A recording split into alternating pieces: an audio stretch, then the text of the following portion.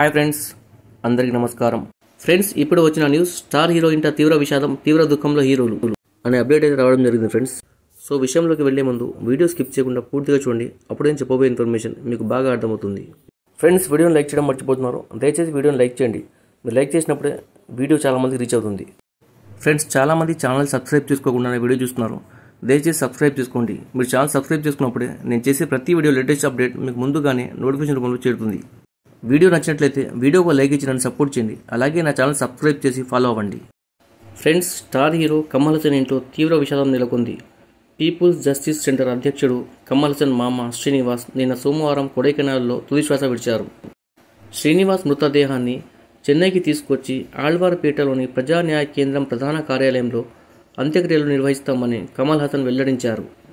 కమల్ హాసన్ మాట్లాడుతూ, నా జీవితంలో అంకుల్ అరోయిర్ శ్రీనివాస్ ఒక ముఖ్యమైన పాత్ర పోషించారు. మా మామ అతని విప్లవాత్మక ఆలోచనలు మరియు ధైర్య సాహసాలకు వీరుడు. అంత్యక్రియల అనంతరం శ్రీనివాస్ పార్థివ దేహాన్ని నిన్న ప్రజానిధి కేంద్ర కార్యాలయానికి తీసుకొచ్చారు. నిన్న ఉదయం 10:30 గంటలకు బీసెంట్ నగర్ మిన్ మయాన్లో అంత్యక్రియలు పూర్తయినట్లు కమల్ హాసన్ తన ట్విట్టర్ ద్వారా తెలియజేశారు.